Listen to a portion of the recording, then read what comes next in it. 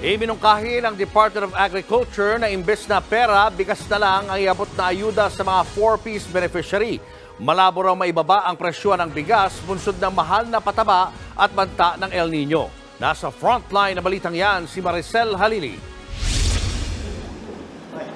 Ipinag-utos ni Pangulong Bongbong Marcos sa Department of Agriculture na tiyaking may sapat na supply ng pagkain ng Pilipinas. Kasunod ito ng isinagawang sectoral meeting sa Malacanang ngayong umaga sa harap ng inaasahang pagtindi ng epekto ng El Nino sa Pilipinas.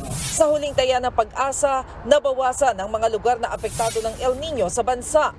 Mula sa 50 areas noong Enero, 41 na lang ito ngayong buwan. 17 riyan ang nasa dry condition.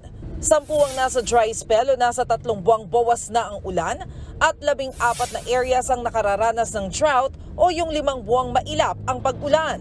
Sa gitna nito, pagtitiyak ng DA. All our crops commodities, especially for rice and corn, pork and chicken, were a bit stable and there will be no problem in this coming months. So we don't need to worry. Just relax, sit back, and watch the show. Sabi pa ng DA, mula Enero hanggang ngayon ay umabot na sa 590,000 metric tons ng bigas ang na-import ng bansa.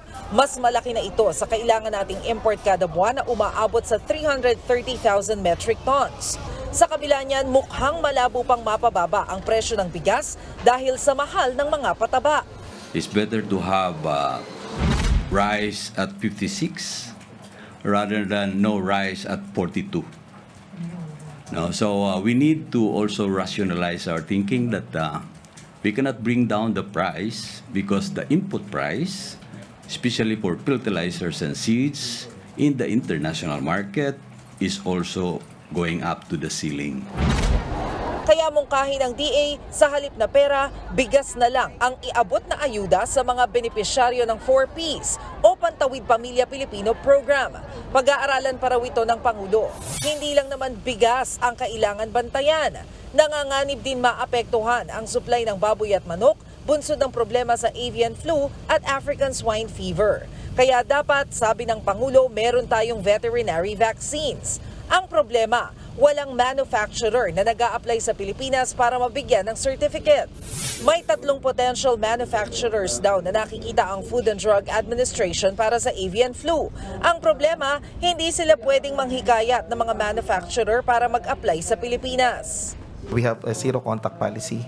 So we are regulators. So what we can do is to ask some regulators outside the country, the foreign FDAs, kung ano po yung mga status ng mga applications sa kanila.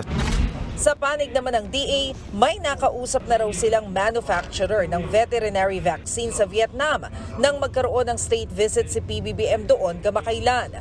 Nagsabi na raw ito na interesado silang mag-apply ng certificate sa ating FDA. Pero hindi niya masabi kung bakit hanggang ngayon ay wala pa rin ang application. Nagbabalita mula sa Frontline, Maricel Halili, News 5. Mga kapatid, Lucy Cruz Valdez po, maging maalam at may pakialam sa mga napapanahong balita sa bansa. Tumutok at mag-subscribe sa News 5 social media pages.